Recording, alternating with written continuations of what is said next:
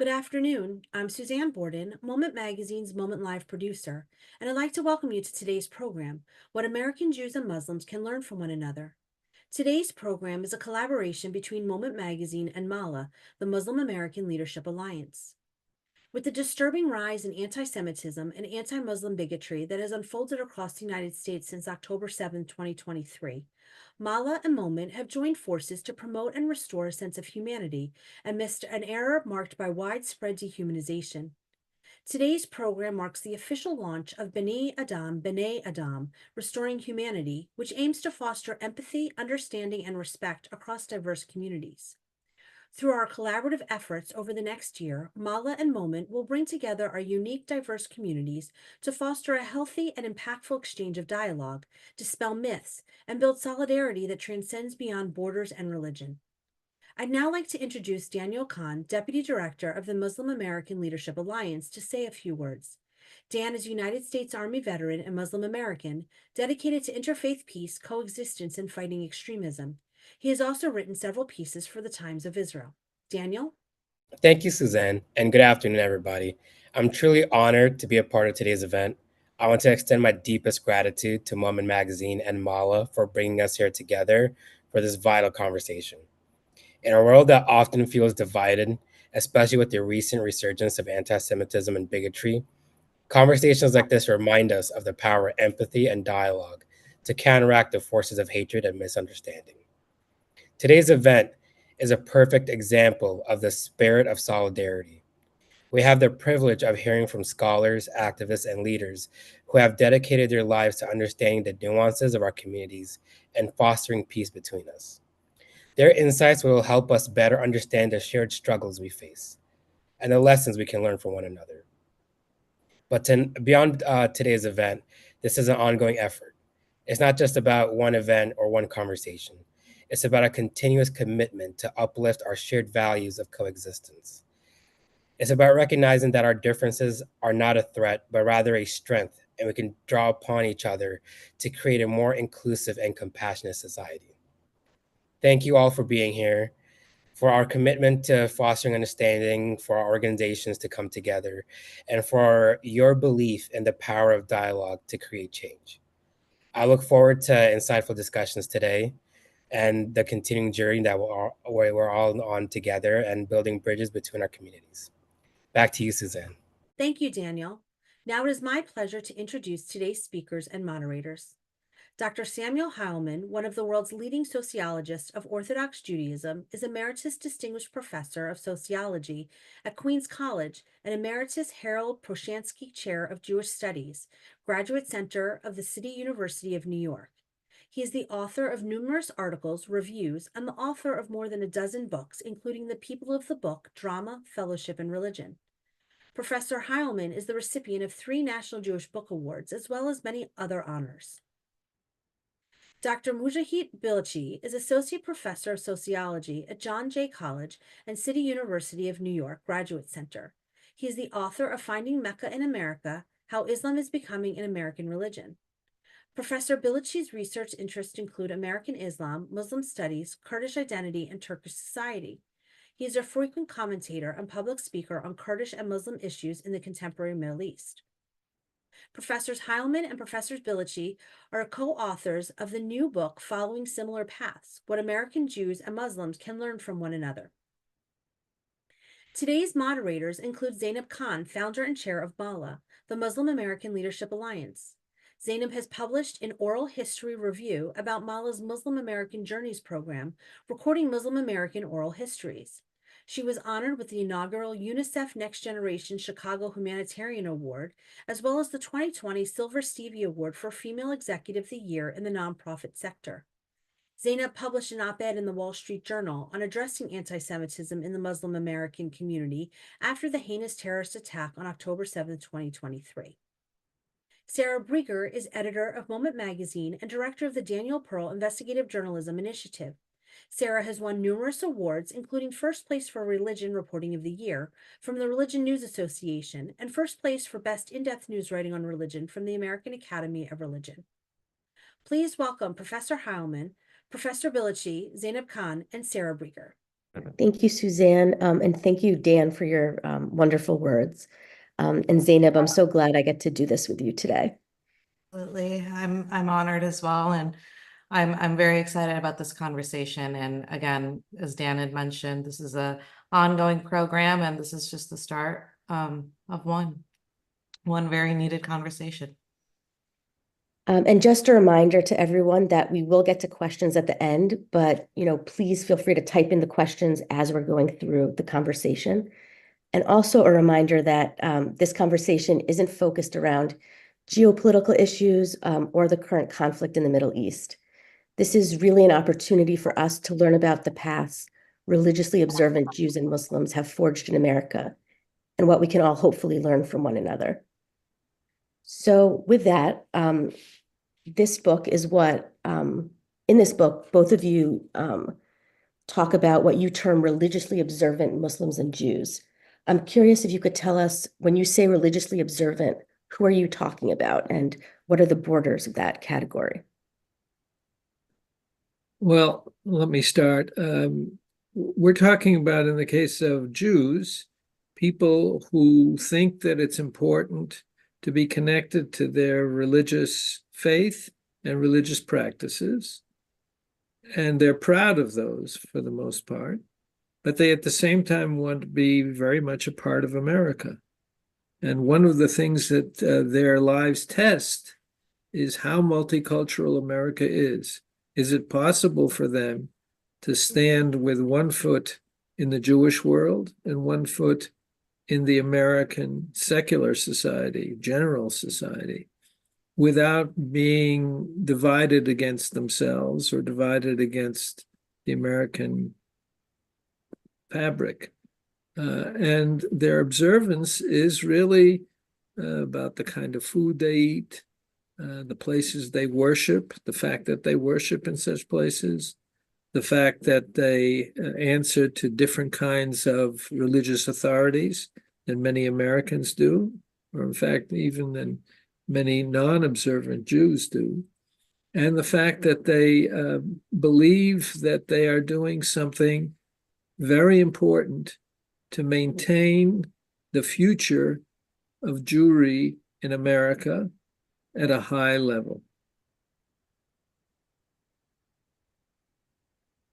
If I may add a few things, when you look at the landscape of American Islam, you would see that there is a whole spectrum of Muslim identities. Let's put it that way. Not everybody is religiously conscious or religiously observant. So we are really not interested in political matters overseas. This book's focus is American context. And even within American context, we are not talking about all Jews and all Muslims. We are talking about people who take their religious faith seriously. This might not always translate into conservatism because people's understanding of their religion may be different. In some ways, in Judaism, this is more crystallized. You can make distinctions between, Orthodox, Reform, and so on. In the Muslim case, it's a little more amorphous. One strand that you might identify would be neo-traditionalism, a more second-generation phenomenon. Nevertheless, we don't have a absolutely identifiable group in the sense of okay, here are the exact boundaries, but it's a kind of within the minority group, a group that is more densely attached to their faith tradition, trying to translate it into their everyday life and practices and rituals and so on. I think that's such a great, start into the book. And I would love to just start with this because, like Sarah had mentioned, and Dr. Heilman and Dr. Bilici, that this is about observant Jews and Muslims. And given that it's such a complex, dynamic group for both of them, right? Like cultural, observant, Muslims and Jews that are in America, both groups are multi-generational in the United States. And so I love how your book encompasses all these different domains, right, of similarities and struggles. And, I'd love to kind of, open the question up where what are the unique differences and similarities, especially when it comes to preserving identity and heritage, which is so intrinsically tied with both communities. Mucahit, do you want to go first, or Yeah, shall sure. I? I think there are some differences in that regard between Muslim and Jewish groups. I mean, there is commonality in terms of anxiety with respect to preserving religious identity. In the Muslim case, multi-generational nature of community means that the immigrant Muslim generations, they are more anxious about preservation of culture, certain styles that might not immediately be American, recognized as American, versus American-born Muslims who have a slightly different understanding of what it means to be Muslim. So there is that generational gap is more current in the American Muslim experience compared to the Jewish experience, I would say, and Sam might correct me and improve me on this. But that's one thing. Another thing is that, of course, Islam is, people think Islam is a new thing, it's an immigrant thing, a recent phenomenon. But the history of Islam in America is almost as old as America's own history. Certainly, transatlantic slave trade brought a significant number of African Muslims into American soil, and obviously they couldn't preserve their Muslim identity. But we these days people are uncovering the stories of Muslim slaves. There are a few manuscripts, remnants from the era. So that, and of course later Nation of Islam, kind of mass conversion of African Americans to Islam in the beginning of the century. So there is also indigenous African American Islam in America that is not immigrant, that is not, presumably foreign. And their kind of concerns and the more recent immigrant concerns might not always overlap entirely. It's a process of convergence as generations or as American Muslim experience becomes more negotiated and synthesized with different streams coming together in dialogue with other American religious traditions, sometimes in following similar paths, sometimes in diverging from it, and certainly being shaped by the American context. Being a religious minority in America imposes on you certain structural constraints and opportunities, and I think that's what really opens the room for our book, our discussion as well. And so that's what is shaping American Muslim experience. In that sense, it's a whole spectrum. I think it's enough for now, just to briefly respond. For me, the focus of our book is really on the contemporary situation. But we have to know that when Jews started coming to America, of course, there were Jews from the very beginning, but in large numbers when they started coming in the mid-19th century, the German Jews, in the late 19th century, until the First World War, Eastern European Jews, they were coming to an America that was a melting pot. The idea was that everybody comes to America, but America is different, and you leave behind all those old rituals, all those old attachments to your religion as you become Americanized. But that view, which basically started with people coming as observant Jews and quickly changing, dropping many of those observances and becoming Americanized, assimilated as far as they could, given the general prejudices that existed to people in a country that was predominantly not Jewish. But what happened after the Second World War, we could say the post-Holocaust, pre and post-Holocaust, the most observant Jews were Jews who didn't come to America because they were afraid that America was a place where Jews might survive, but Judaism would not. That was the melting pot ideal. But these who came afterwards, who were, you could almost say, forced out of Europe, burned out of Europe. When they came to America, many of them said, we're now here not necessarily by choice, but because we are refugees. And quite a number of them said, we believe that America is not different. We believe America is a place where we can be Jewish. That you could almost call it a backlash of Jews who came really immediately afterwards. Many as displaced persons. Myself, my parents and I was born in Germany after the war. My parents were Holocaust survivors. We came on January 13th, Friday the 13th, 1950. And we came to an America that we discovered wasn't all that bad for people who wanted to be Jewishly observant. And that generation has found itself being able to be Jewishly observant, commit to ritual life, commit to Jewish education, but also be able to become Americanized. In the course of that post-war generation, America also changed. It became much more diverse, and it began to embrace the idea of multiculturalism. You might say that this last wave of Jews came at a time of the unmeltable ethnics, of people who weren't ready to just become like everyone else.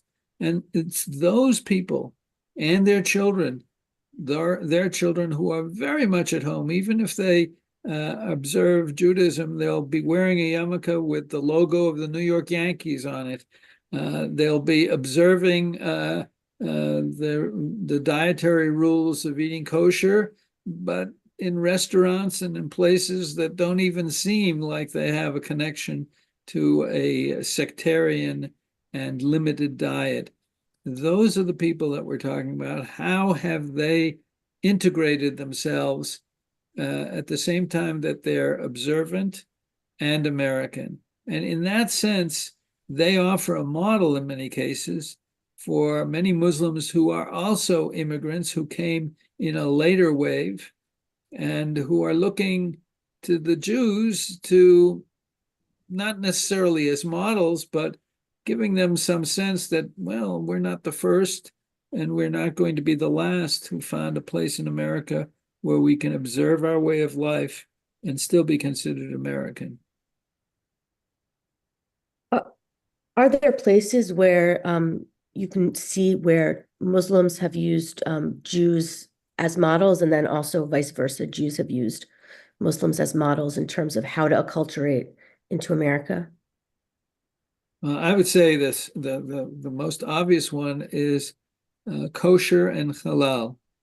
Maybe Mucahit can say, I think many people probably in your audience have some good idea of what kosher is. They may not know the ins and outs and the various nuances that help to divide the American Jewish community, but they know what it means to have something kosher. It's more than just a kosher pickle and a kosher salami.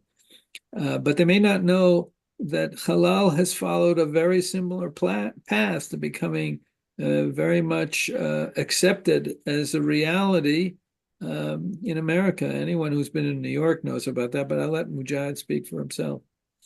Yeah, when you look at kosher and halal, you see really quite a similar path, a ritual practice, then it becomes almost industrialized, commercialized, and then it becomes a lifestyle, something that is good, and therefore it has an appeal beyond the immediate religious communities.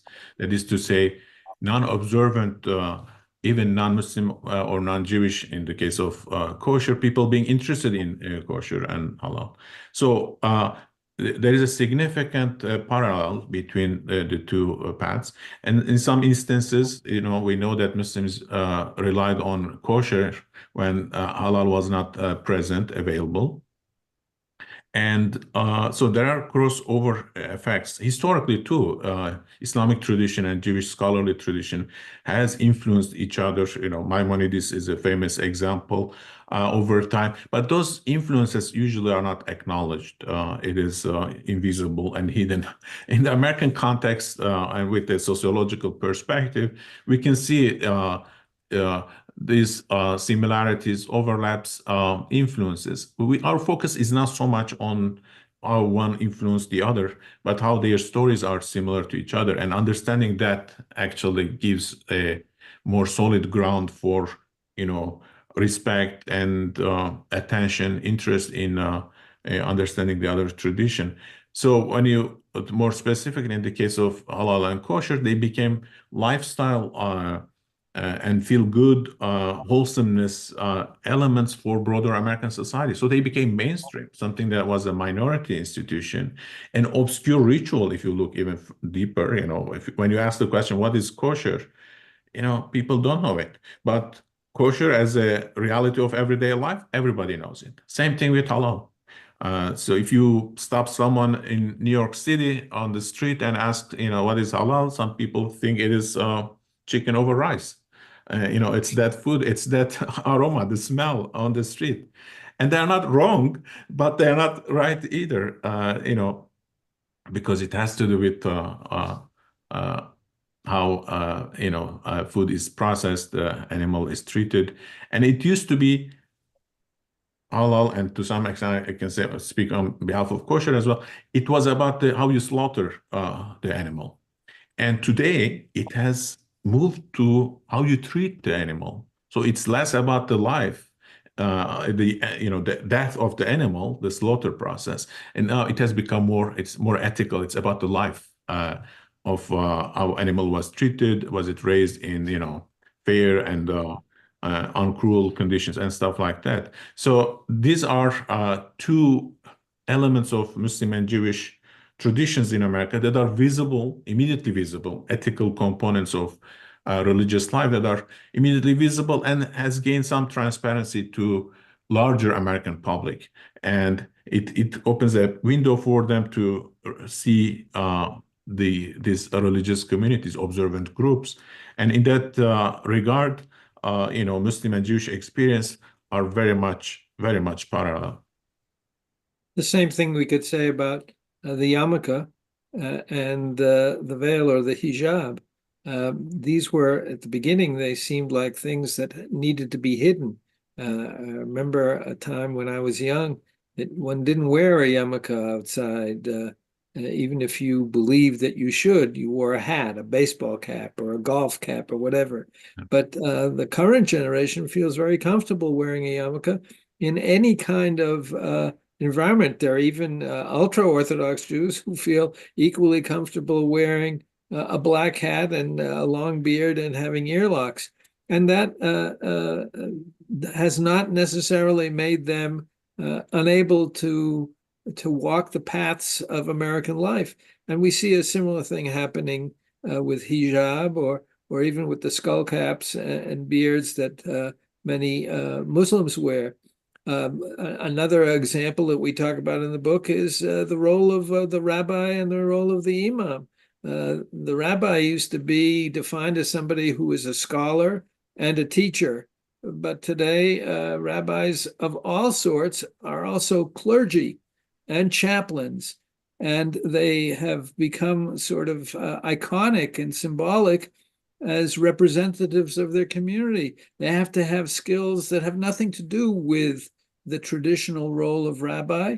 They have to learn how to speak to the general population, how to bless the House of Congress. These are things that didn't exist in the past, but they're now part of reality.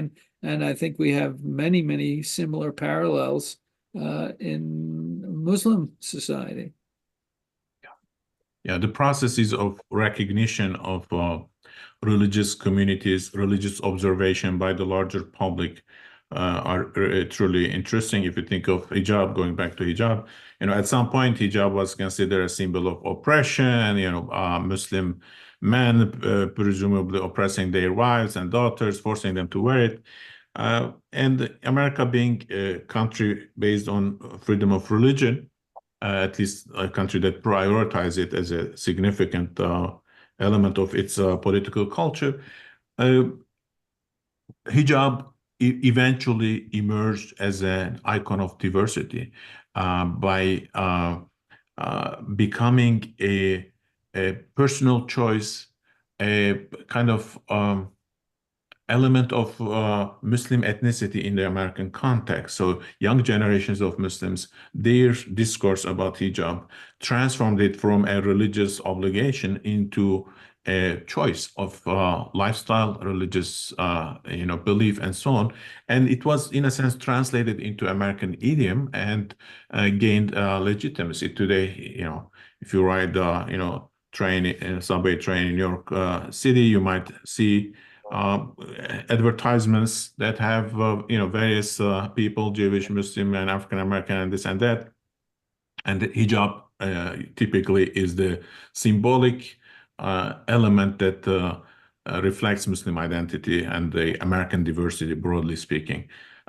So that's the kind of ways in which those religious traditions make their appearances, allow American public to see them, to receive them, not always easily and smoothly, but it's the kind of a conversation. It's an ongoing process, and that what Sam talked about, trying to preserve your distinctiveness, your authenticity, while communicating and embracing the wider culture, is what we look into in this book. We look at it historically, we look at it sociologically in terms of transformations and what it means. And, but by laying those processes next to each other, we hope to give the readers opportunity to see the two processes together. And so hopefully there will be a way of learning about each, and for the third parties to learn about both. So it's a story of American religion told in specific cases through the cases of observant Jews and observant Muslims. We have a go ahead. Sorry, I was just gonna say, I think it would be so amazing for all of us to know, like, what was the genesis of the book? Like, what brought you guys together to write this? Obviously, this was there's just so much historical and factual knowledge in it, and it's just written in such a streamlined way of I learned so much even about Muslims, and I'm Muslim. So I kind of wanted to know, like, what was the genesis behind it. But I will leave it to Sam to answer the question. But I learned a lot too, because looking at you, knowing that you are presenting it to Jewish audiences and Christian audiences and non-Muslim audiences, and going through it, it's a learning process. It truly is. When I studied madrasa or mosque, each of them was a learning process for me. So I'm not surprised. People also learn when they read it. Sam. There was a while ago that I was on a project that was at the University of Chicago that looked at a variety of religions. And I noticed that in this group, the observant Jews, which included me, and the observant Muslims, we had a lot of things in common. We were eating different foods. They had special diets for us. We might take off some time to go to pray. And I thought to myself, gee, these people are very much like me, even though I don't know them. And then I heard a story, which we actually put in as the sort of epigraph to our book, about a Hillel rabbi and a Muslim imam, both of whom were chaplains in a major university. And they compared notes at the end of the day, and they said, I had a parent who came to me and said, I want you to keep an eye on my son or daughter. I want you to make sure that they come to services regularly. I want you to make sure that they date only people of their own faith. I want you to make sure that they eat the right foods, that they maintain their dietary habits. I was very worried, the parents said, about sending my kid to this school because I was afraid that they would come out of it non-observant. And the Hillel rabbi responded, Abdullah had the same experience. The fact of the matter was that they were both experiencing the same thing on freshman weekend, of parents having the same kinds of needs. And we talked about this. Mucahit and I were on a committee together at the Graduate Center. It's called the Committee on Religion. And I had been looking for a long time for a partner who would take up this challenge of seeing if we could write about the same sort of topics from the Jewish and the Muslim point of view. And he foolishly agreed. And it took us a long time to put together this book, many years really of discussions and writing. And at a certain point, I had moved, I had retired, I was living in Jerusalem, and Mucahit was in Princeton, but was also at a point living in Chicago. And we had to do a lot of this by Zoom, among other things. But the end, I think, was worth the effort. Yeah, we are proud of the product, Sam. So yeah, I love that little anecdote at the beginning of the book about the Hillel rabbi and the chaplain, just because I could see it. I could see it happening. I could see the parents. I know those parents. Those are my parents saying that. The subtitle of the book is What American Jews and Muslims Can Learn from One Another. And I'm curious, what do you hope people get out of the book when they finish reading it?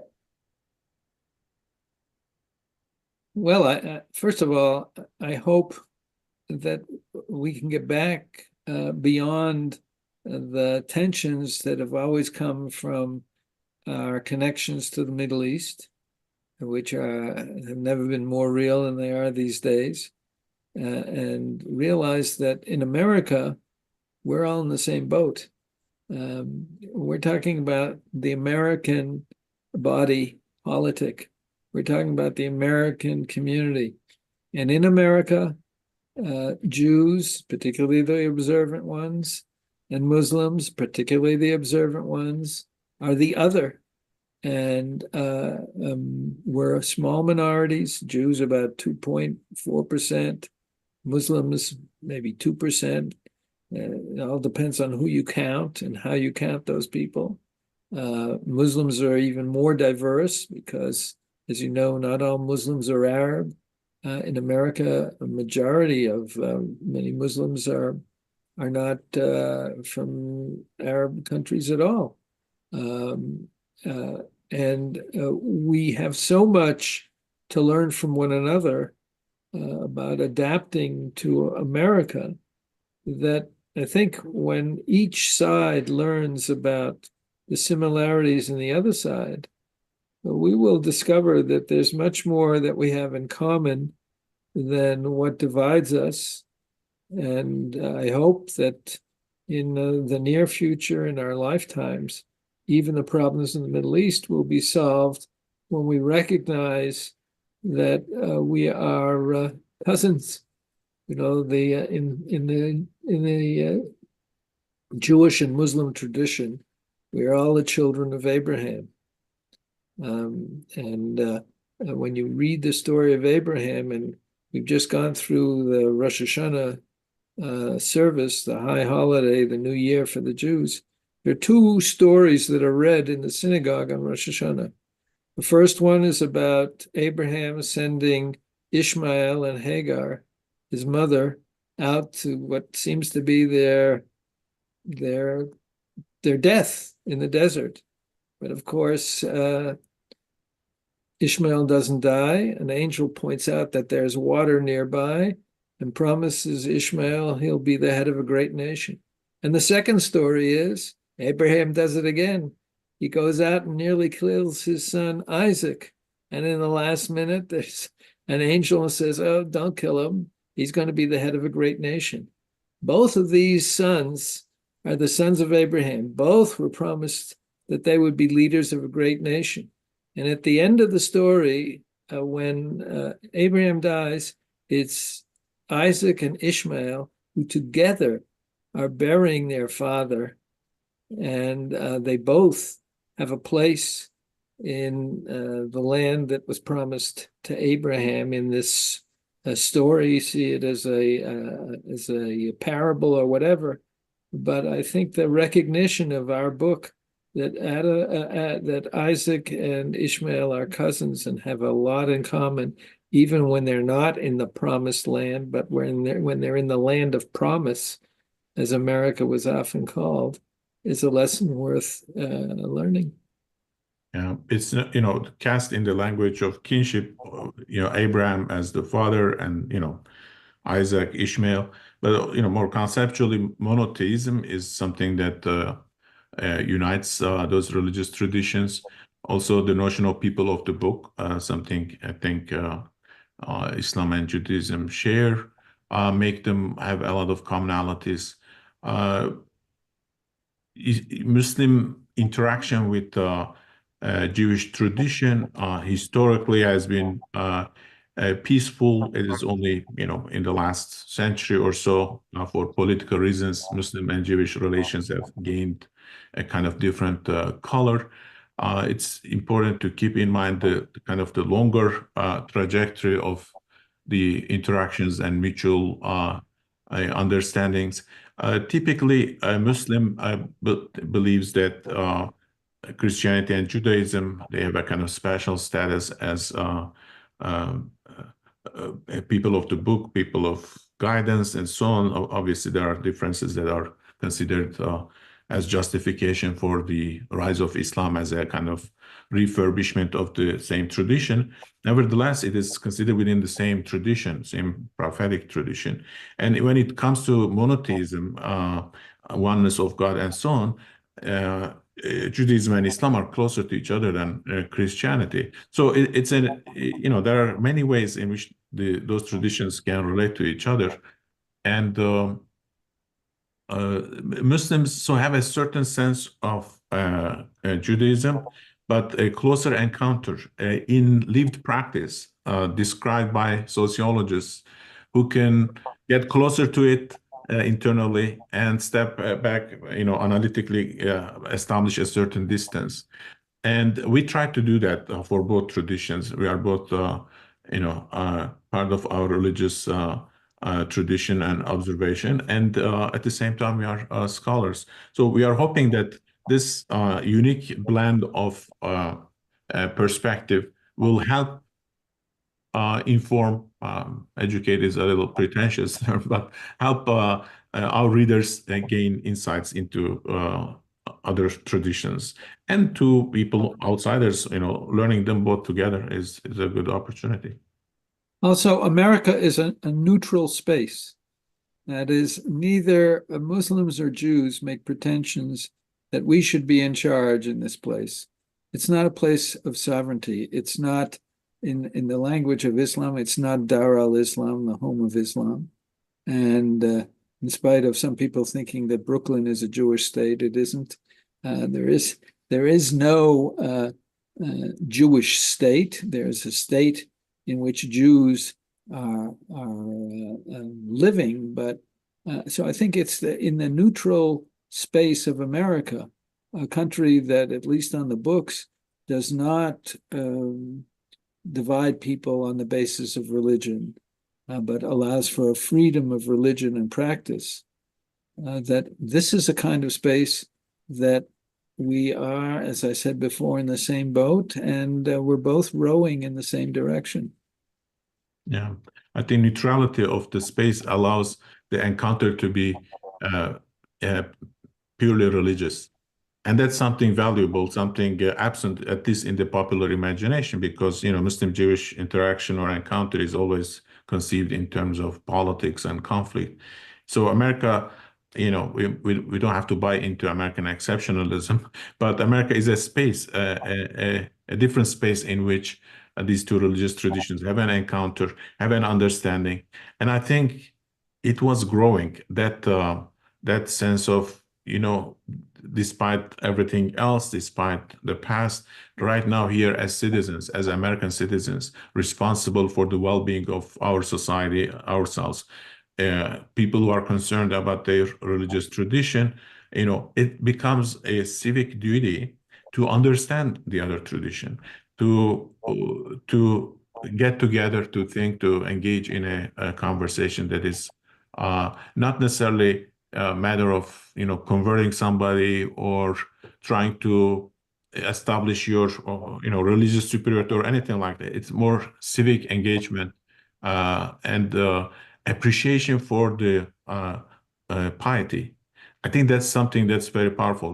No matter what you think, what religion you are, when you see another person who is pious, that generates its own type of respect.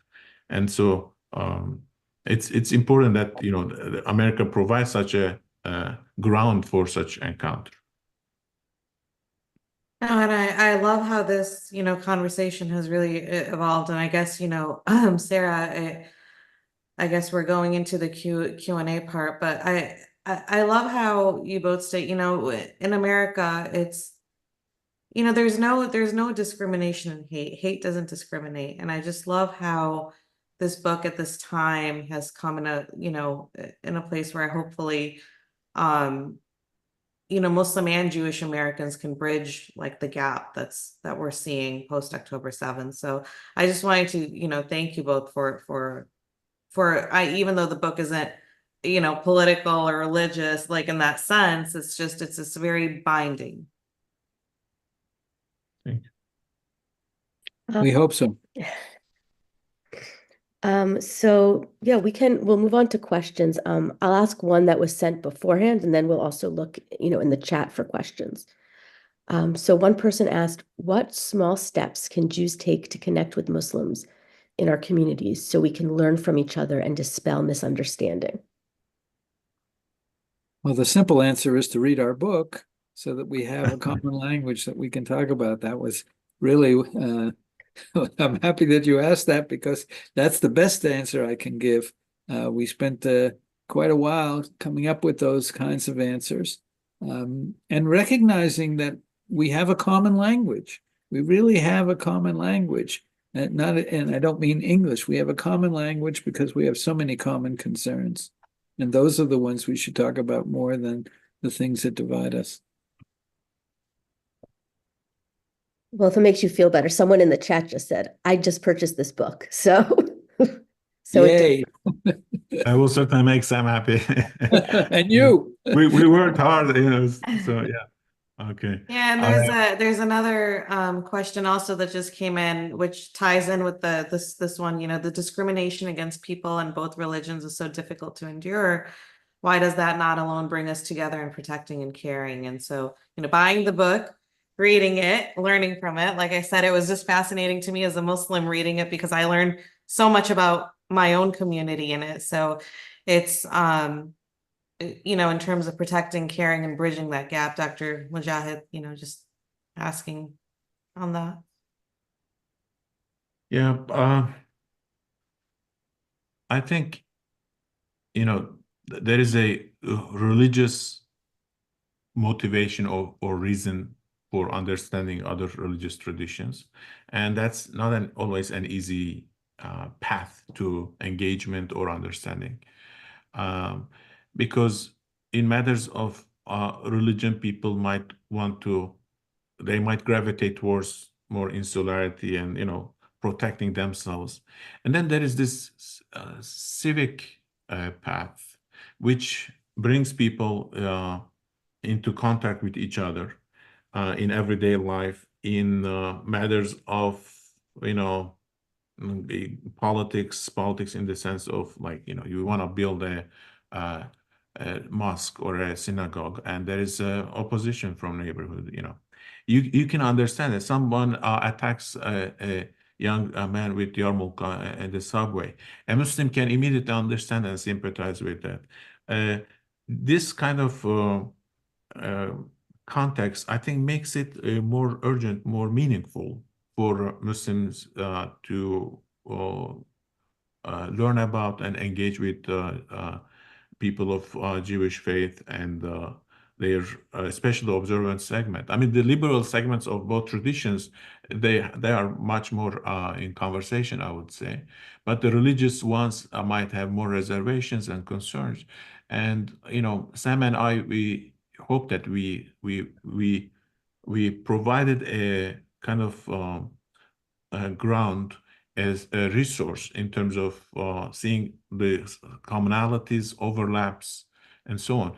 So, partly mutual interests in the American context, religious interests, as I said, piety and practice is something that has deserved its own respect. And anyone who is grounded in one can appreciate it in the others. And then the civic reasons, as Americans, you are under obligation to know other people, other traditions, other identities.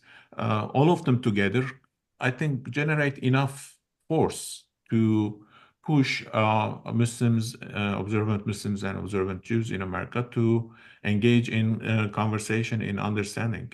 We hope that path is open because it's as Sam noted at the very beginning, the current crisis in Palestine, Israel is something quite unfortunate, and it interrupts this thing. It sounds like we are so far from it, but we are hoping that as religious traditions, there is a lot to explore, and there is room and need for engagement. Our next to last chapter is about the parallels between anti-Semitism and Islamophobia. In the case of anti-Semitism, the emphasis is on the anti. People have, for many, many generations in many, many places, been against the Jews. We could talk about that in a full lecture, but it's not the time now. And with Islam, it's a phobia. It's not knowing. It's being afraid of the unknown. We think that if you read this book, that both you will discover that what it is that makes Jews Jewish, there's nothing there to be against. It's not really harming anyone else. And the fear that people have of Islam, you can dispel that with a little education, with a little bit of knowledge. Our purpose here is really underlined by the basic premise of what a professor does, which is information, knowledge, really is the light that can take away the darkness of prejudice and hatred. So if we have provided information for people, that's our small contribution to getting rid of the hatred that still exists. Someone asked about how do we deal with the Christian evangelical right? And I think that dovetails a bit with what you wrote in the book about Christian nationalism offers an opportunity for Jews and Muslims to forge solidarity together. But maybe you could talk a little bit about that. Well, I can tell you that there is a strange kind of alliance between many Christian evangelicals and observant Jews in Israel. But that's not the kind of alliance that we're talking about. I do think that what Mucahit said before about having sympathy for somebody's piety, if you yourself are pious, or if you yourself are observant, that is a fact of life. What makes it difficult is when these pieties are hijacked by extremists, and extremists argue that, well, we know what God wants and we speak for God. The people that we're talking about, that's always a risk, that if you're religious, then you feel at best a pity for somebody who doesn't believe as you do, and contempt for someone at worst who doesn't. But I think that if you look closely it's the similarity that should really do away with that kind of prejudice. Of course, something that Freud called the narcissism of small differences. People have fought themselves over whether they cross themselves with 2 fingers or 3. People have fought one another on the basis of which way they face in prayer. That is going to always be there, but that's not inherent in the beliefs and the practices themselves.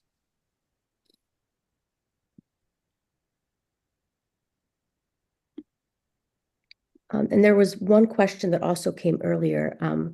Do Muslims have elements who are resisting circumcision the way some Jews do?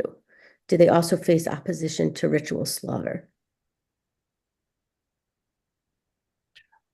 I would say, yeah, it's very small, but, there are people who might question it. Obviously, it's a, established sunnah, and in more kind of progressive circles, there are people who question circumcision. In terms of ritual slaughter, it's more about technicalities, I would say. Obviously, it's a symbolic thing, and so there are people who say, this is all wrong and so on, but we are talking about people who accept the tradition, but they want to reinterpret it. In that sense, these are established things, I would say. But, Islam doesn't, unlike Christianity, doesn't have a central authority that, legislates everything once and for all. And therefore, it's open to reinterpretation as long as you establish yourself as a scholar who engages with the discourse, with scholarly discourse and so on. So there is interpretive room for certain changes and so on.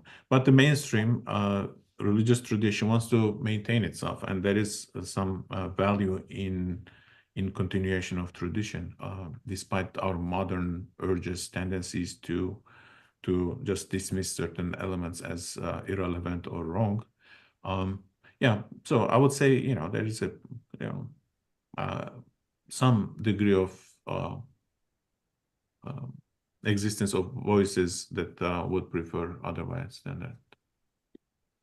I think this is a quick, interesting question, but how does it matter if someone calls themselves a Muslim or Jewish American versus American Muslim or Jew? Well, in one case, it's an adjective, and in the other case, it becomes the noun. A Jewish American is the last name is American.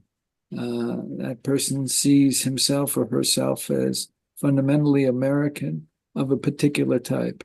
An American Jew says, Jew is my last name. Jew is who I am, but American is the kind of Jew that I am. I think you could probably say the same thing about Muslims.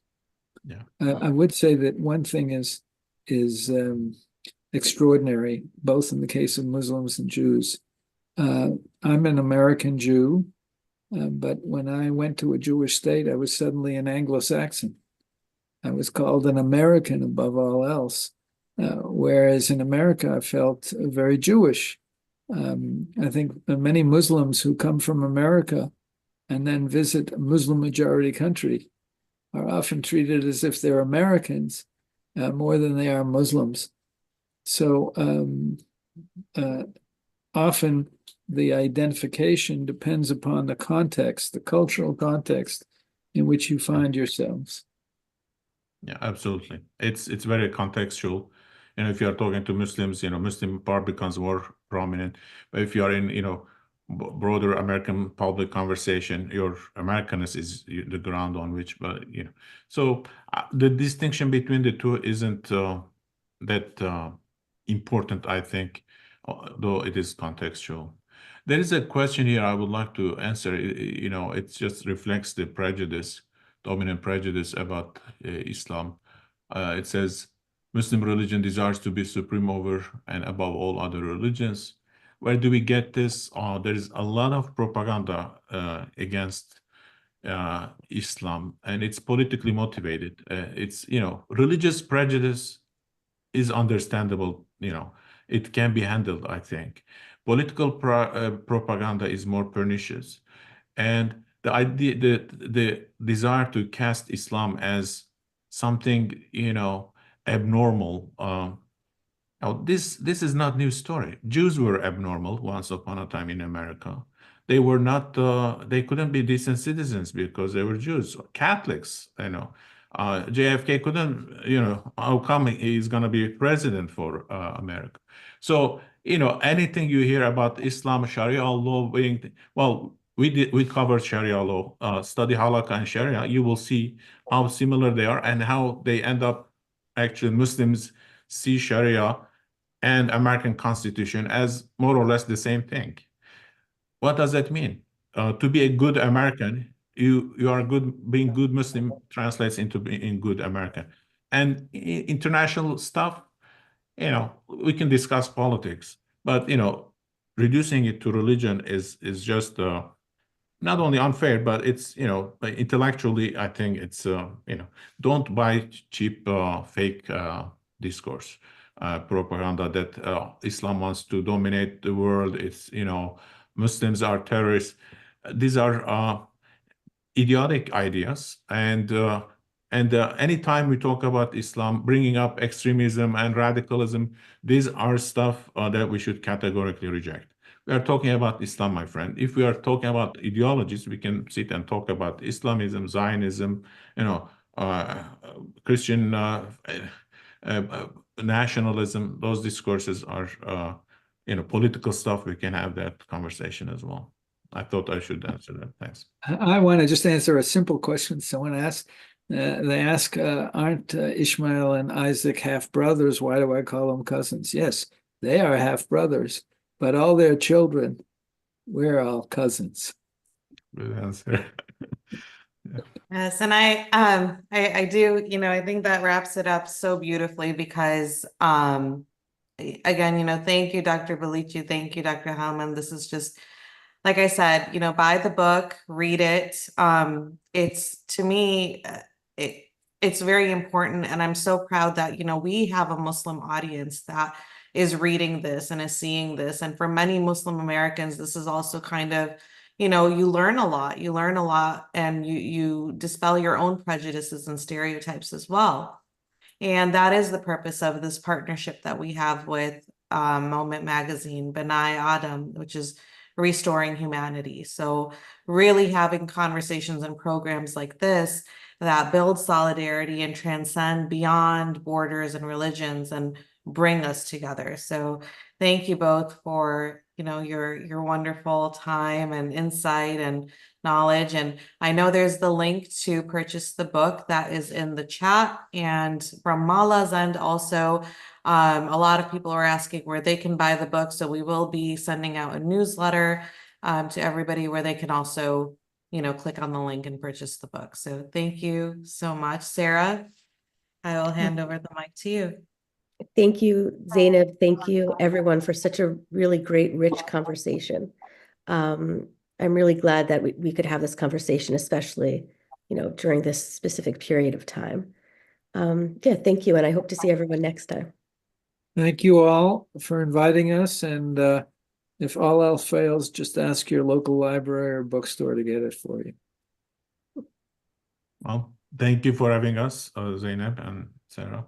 We appreciate. I think it was a great conversation. Thank you for the participants for their time. Bye-bye. Thank you all. Take care.